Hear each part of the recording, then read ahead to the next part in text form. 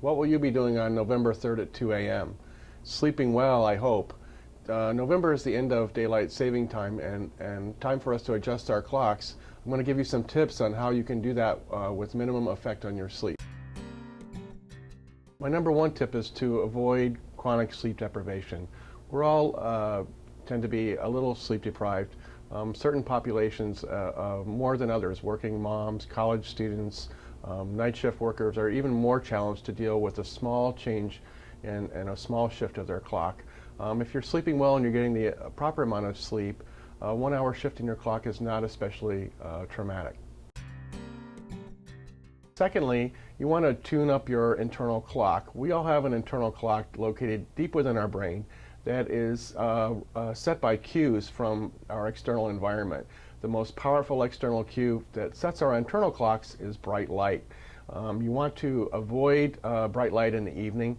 Around dinner time, start turning the lights down in your house. Try to avoid having television in your bedroom. Try to avoid looking at your smartphone or your alarm clock a lot at night. We actually recommend people try to, although it's difficult to do, keep their smartphone about 6 feet away from their head in the evening. And if you must watch TV, try to turn the brightness all the way down. The clock hormone that really regulates sleep is called melatonin, and melatonin is very sensitive to bright light and will be rapidly decreased in the presence of light. Conversely, in the morning, we want to get as much light as possible to reset our clocks to the proper time. This is done with natural light. Just go outside in the morning, 45 minutes to even a half an hour of bright light, sunlight.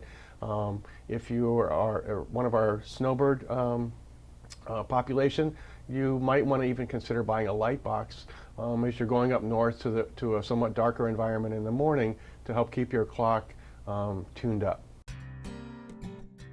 And lastly, when it comes to time change, plan ahead. Start to shift your clock a day or two ahead of time by beginning to set the clocks in your house ahead or behind, and perhaps to go to bed a little bit earlier.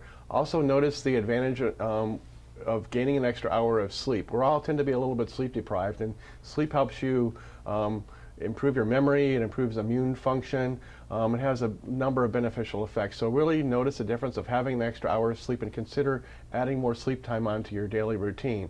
Also, if you find yourself drowsy and you're driving, pull over. Drowsiness is red alert when you're driving. Many of our population here has car accidents due to drowsy driving.